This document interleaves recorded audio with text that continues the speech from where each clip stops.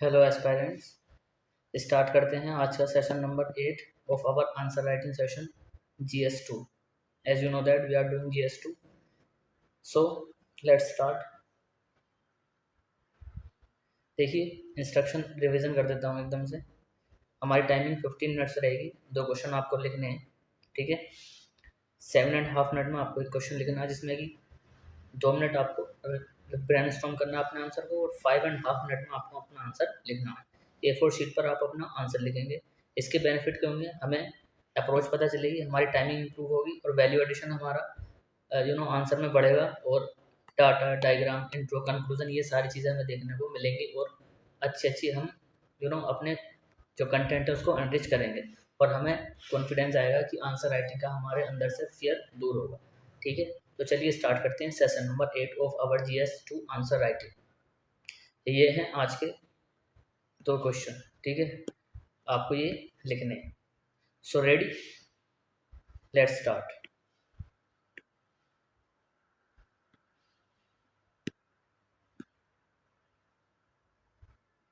एक बार, एक मिनट। ये क्वेश्चन 15 मार्क्स के हैं, लेकिन आपको ये एज ए 10 मार्क्स से लिखना है, ठीक है। अभी हम जस्ट सीख रहे हैं आंसर राइटिंग, सो हमें अभी 3 पेजेस का आंसर नहीं लिखना, हम 2 पेजेस का ही लिखेंगे। देखेंगे हम आंसर में, जो हम देखेंगे इसको, इसका सॉल्यूशन जब हम देखेंगे तो वो हम पूरा ही देखेंगे, ठीक है। तो चलिए स्टार्ट करते हैं। स्टार्ट।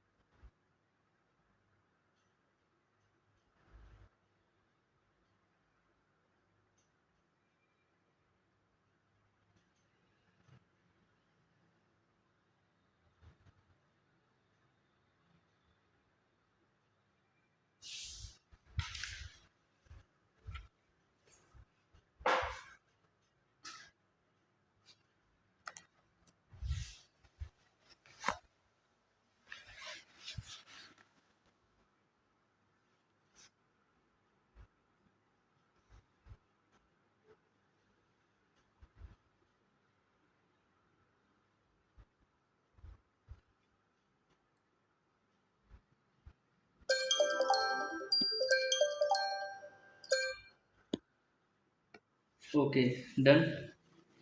आई होप आपने अपने आंसर लिख लिए होंगे। देखिए आपने कैसे भी आंसर लिखे हो, इसको अभी नहीं देखना है, हमें जस्ट डेली प्रैक्टिस करनी है, हमें कंसिस्टेंसी से अपनी आंसर राइटिंग करनी है। हो सकता है कि हम उस लेवल का नहीं लिख पाएँ अभी, लेकिन एटलीस्ट हम ट्राई करेंगे तो एक दिन ज़रूर से ज़रूर हम अपने आंसर टॉपर्स की तरह लिखेंगे। ठीक है, the thing is to practise a lot. ठीक है, प्रैक्टिस से ही हमें ये चीज़ें आएंगी। आपने कैसे भी आंसर लिखा हो, आपने ट्राई भी किया ना। बहुत से स्टूडेंट्स और एस्पिरेंट हैं ऐसे हैं जो अभी भी फेयर में है आंसर राइटिंग, वो एटलीस्ट स्टार्ट ही नहीं करना चाह रहे। तो ये बहुत अच्छी बात है कि आपने स्टार्ट किया, आपने लिखा।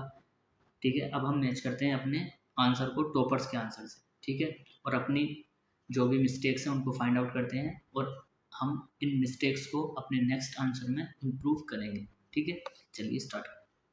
तो चलिए स्टार्ट करते हैं। देखिए इसमें क्या बोला गया था, ये क्वेश्चन पेड न्यूज़ से रिलेटेड था। ठीक है, कि पेड न्यूज़ का खतरा जो है इलेक्शन के टाइम पर और ज़्यादा बढ़ जाता है। तो हमें क्या डिस्कस करना है इसमें, discuss the need for making paid news N electoral offence. हमें नीड को डिस्कस करना था कि अगर हम पेड न्यूज़ को इलेक्टोरल ऑफेंस बनाते हैं तो उसकी क्या आवश्यकता है। ठीक है, एक चीज़ यहाँ पर ध्यान दीजिए, जब भी क्वेश्चन में डिस्कस करा जाए तो हमें चैलेंजेस भी बताने हैं उसके, और उसका वे फॉरवर्ड भी हमें देना। तो चलिए अब स्टार्ट करते हैं। देखिए इन्होंने एक केस से यार अपना क्वेश्चन का आंसर देना स्टार्ट किया था। हमने देखा कि इनकी कॉपी में बहुत ज़्यादा इन्हें हमें केसेस मिले, क्योंकि इनको केसेस पर जो कमांड थी बहुत ज़्यादा अच्छी थी और इन्हें ये भी पता था कहाँ पर कैसे यूज़ करना है। तो Abhiram Singh versus union of India ये केस था। इसमें सुप्रीम कोर्ट ने हाईलाइट किया कि जो सेकुलर और डेमोक्रेटिक इवेंट है ना, उसको क्या नहीं किया जा सकता, जियोपार्डाइज नहीं किया जा सकता किसी भी सोशल इंटरेस्ट के चलते, स्पेसिफिकली पेड न्यूज़ के चलते। ठीक है, उसको खतरे में नहीं डाला जा सकता, क्योंकि सेकुलर ये जो इलेक्शन है ये सेकुलर और डेमोक्रेटिक ये क्या है, बिगेस्ट इवेंट है। ठीक है, अब इन्होंने यहाँ पर दूसरी हेडिंग क्या डाली, जैसे कि हमने देखा क्वेश्चन को कि सबसे पहले पेड न्यूज़ के बारे में बता दिया, अब यहाँ पर इन्होंने नीड को डिस्कस किया। ठीक है, तो नीड क्या है कि हमें पेड न्यूज़ को ऑफेंस बनाना चाहिए। देखिए पेड न्यूज़ से क्या होता है कि जो इलेक्टोरल बिहेवियर है ना उसका मैनिपुलेशन होता है, उसकी स्कोप बढ़ जाती है। दूसरा इन्होंने बताया कि जो फ्री और फेयर इलेक्शन होता है तो उसके तो अगेंस्ट है ये। ठीक है, पेड न्यूज़, इसलिए इसको इलेक्टोरल ऑफेंस बनाना चाहिए। क्यों, क्योंकि फेयर और फेयर इलेक्शन क्या है, हमारा बेसिक स्ट्रक्चर है। अब बेसिक स्ट्रक्चर है तो इनके यहाँ पर केस आता है, इन्होंने लिख दी कि हो तो होलान वर्सेस यूनियन ऑफ इंडिया। ठीक है, ये वॉयलेंस को बढ़ावा देता है पेड न्यूज़। इसके अलावा कि जो फेक न्यूज़ का खतरा बढ़ जाता है। ठीक है, और इन्फोडेमिक का खतरा बढ़ जाता है। ठीक है, अगर पेड न्यूज़ होगी तो इन्फोडेमिक मतलब कि अननेसेसरी इन्फॉर्मेशन का बहुत ज़्यादा बढ़ जाना, उसको बोलते हैं इन्फोडेमिक। ठीक है, तो ये हमें कीवर्ड यहाँ से ध्यान रखना। दूसरा कि जो सिटीजन्स हैं उनको make citizen gullible and biased. Citizen जो ना किसी पर भी एकदम से विश्वास करने लगे, उनको कोई भी अपने एकदम बहकावे में ले सकता है पेड न्यूज़ के जरिए। तो ये सारी चीज़ें हैं, इन सारी चीज़ों के चलते हमें पेड न्यूज़ को एक एज अ ऑफेंस देखना चाहिए, ये इसकी नीड है। ठीक है, इसके अलावा lack of monitoring makes it difficult to seek accountability. ठीक है, मॉनिटरिंग की कमी है तो अकाउंटेबिलिटी भी डिफिकल्ट हो जाती है। हेट स्पीच और कम्युनल इंटरेस्ट उनको बढ़ावा मिलता है। ठीक है, पेड न्यूज़ के चलते। अब यहाँ पर हम देखते हैं ऐसे क्या रीज़न हैं जो हमें लेने चाहिए ताकि हम इस पेड न्यूज़ के खतरे को मैनेज कर सकें। तो यहाँ पर इन्होंने क्या लिखा, यहाँ पर इन्होंने लिखा कि क्या रीज़न है, तो इन्होंने फिर यहाँ पर एक कमेटी गाइडलाइंस थी, उमेश सिन्हा कमेटी की गाइडलाइंस इन्होंने दी। इसमें कहा गया था कि जो न्यूज़ है ना सोशल मीडिया पर, उसमें जो इंटरमीडिएट्स का रोल है वो रोल होना चाहिए, ताकि क्या रोल होना चाहिए कि पॉलिटिकल न्यूज़ और एडवर्टीजमेंट को रिकॉर्ड किया जा सके। ठीक है, उसका रिकॉर्डिंग में इंटरमीडिएट्स का रोल होना चाहिए।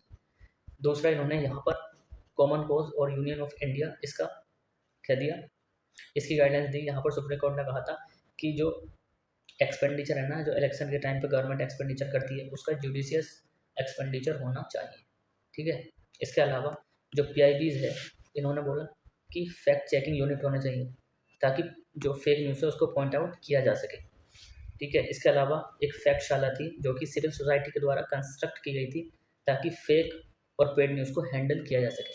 ठीक है, इसके अलावा इन्होंने बोला कि एक जो IT रूल्स 2023 है इसमें अमेंडमेंट्स हो सकते हैं ताकि जो न्यूज़ है ना, जो फेक न्यूज़ है, जो पेड न्यूज़ है, उसको फ्लैग ऑफ किया जा सके।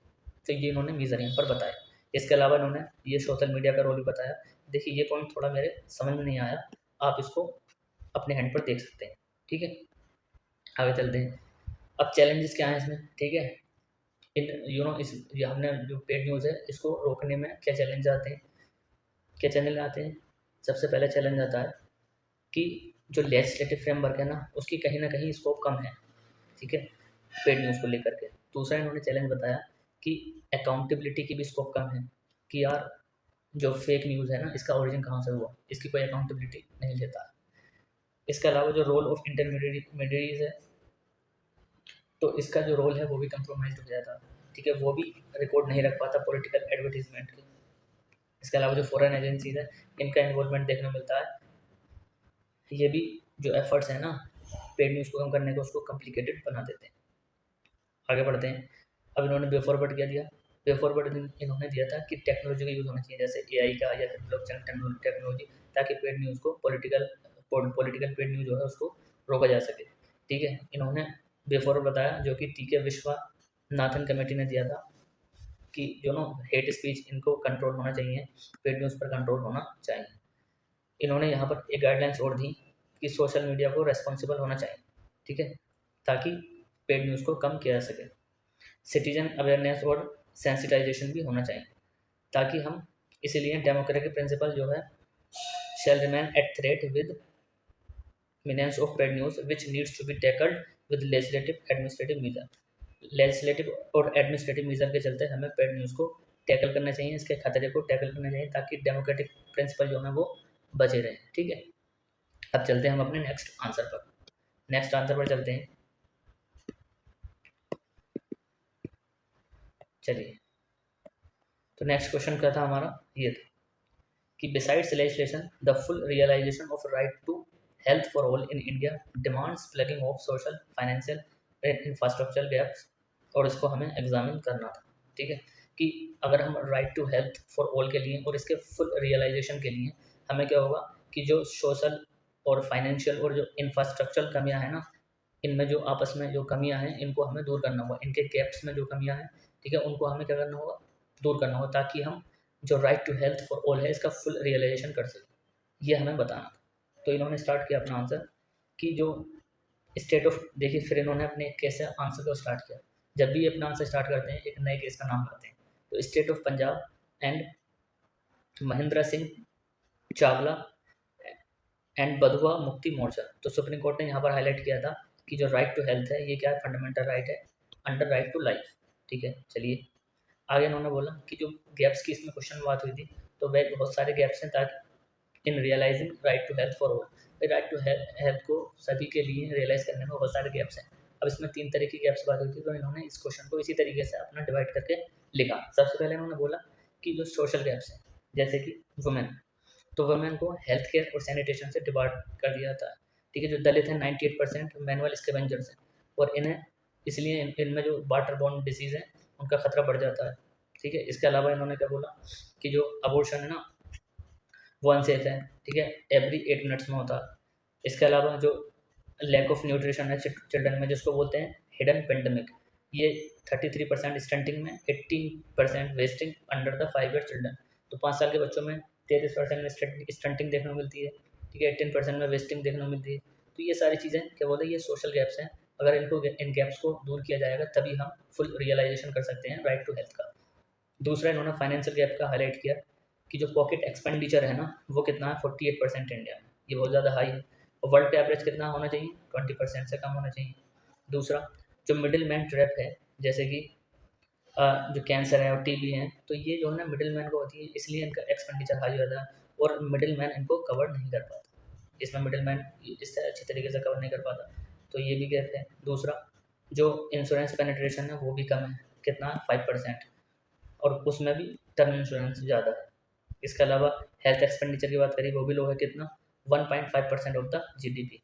इंफ्रास्ट्रक्चर गैप में क्या है, इंफ्रास्ट्रक्चर गैप है कि डॉक्टर्स की कमी है इंडिया में, ठीक है। WHO ने क्या हाईलाइट किया कि 1:1000 होना चाहिए, मतलब 1000 पेशेंट पर 1 डॉक्टर होना चाहिए, लेकिन इंडिया में कितना 1655 पेशेंट पर 1 डॉक्टर, ठीक है। इसके अलावा जो ओवरबर्डन हो जाते हैं, जैसे कि 14% ऑफ बेड्स हैं but 19% of the patient load है, पेशेंट लोड ज़्यादा है और बेड्स की अवेलेबिलिटी कम है। इसके अलावा जो प्राइमरी हेल्थ केयर है रूरल सेक्टर में, ठीक है, वो भी कमी है। जैसे कि अर्बन टू रूरल की डॉक्टर्स की बात करें तो अर्बन में 4 डॉक्टर और रूरल में 1 देखने को मिलता है, तो ये रेशियो इन्होंने यहाँ पर लिख दिया। इसके अलावा जो आंगनबाड़ी और आशा वर्कर हैं वो भी यहाँ इंडिया में क्या है, ओवरबर्डन ज़्यादा है। और इन्होंने क्या हाईलाइट किया कि lack of indigenous pharma production की कमी है, और इसके अलावा जो डिजिटल हेल्थ नेटवर्क है वो भी इनएडिक्वेट है। तो जो भी इन्होंने हाईलाइट किया, एक रेफरेंस दे रहे हैं, ये चीज़ ध्यान देने की कमेटी का, ठीक है, कमेटी का या फिर किसी गाइडलाइंस का या फिर कोई केस का, ये पॉलिटी में जेस्ट में खासकर हमें ध्यान रखना। अब इन्होंने कुछ उपाय बताए कि हम रियलाइज़ कर सकें हेल्थ फॉर ऑल के लिए। सोशल में क्या हो सकते हैं कि जैसे कि अनिमिया मुक्त भारत ये स्कीम है, पोषण है, ICDS है, ठीक है, और मातृ वंदना योजना है, ठीक है, आयुर्वेदा और आयुष कार्ड ऑप्शन हो सकता है। इसके अलावा फाइनेंस में इन्होंने क्या बताया कि हेल्थ ऑन व्हील्स, मतलब कि हेल्थ की जो फैसिलिटी है वो मोबाइल होनी चाहिए ताकि रूरल एरियाज में भी आसानी से पहुंच सके, ठीक है। आगे जैसे कि आयुष्मान भारत स्कीम है जो कि 14% ऑफ द जो बॉटम पॉपुलेशन है उसको कवर करती है। इंश्योरेंस जैसे कि प्रधानमंत्री जीवन ज्योति बीमा योजना, ठीक है। इंफ्रास्ट्रक्चर में उन्होंने क्या उपाय दिए कि प्राइवेट सेक्टर का इन्वॉल्वमेंट होना चाहिए, ठीक है। जैसे कि संतुष्टि स्कीम ही जिसमें कि प्राइवेट डॉक्टर जो हैं वो ट्रीट करेंगे रूरल एरियाज में। इसके अलावा जो डिजिटल हेल्थ इंफ्रास्ट्रक्चर है उसमें क्या मीजर इन्होंने बताया, जैसे कि ई-संजीवनी और आयुष्मान भारत डिजिटल हेल्थ है, तो इससे भी हमें काफ़ी हद तक फ़ायदा पहुंच सकता है। लाइक सैनिटेशन, जल जीवन मिशन, स्वच्छ भारत मिशन, और नीति आयोग ने जैसे बोला कि 20% ऑफ द मेडिकल कॉलेज को हमें डिस्ट्रिक्ट हॉस्पिटल के साथ में लिंक करना चाहिए। और यहाँ पर इन्होंने कंक्लूजन करते हुए कहा कि जो आलमा आटा डिक्लेरेशन था हेल्थ फॉर ऑल, इसलिए India should strive to achieve sustainable development goal थे। अब यहाँ से हमें आज 2 से 3 चीज़ सीखने को मिली, क्या कि देखिए कंक्लूजन में हमें सस्टेनेबल डेवलपमेंट गोल्स का बहुत सारे आंसर में हमें रेफरेंस मिला है। हमने पहले भी एक टॉपर कॉपी देखी थी, उसमें भी सस्टेनेबल डेवलपमेंट गोल हमें याद होने चाहिए ताकि हम अपने कंक्लूजन में उनको यूज़ कर सकें।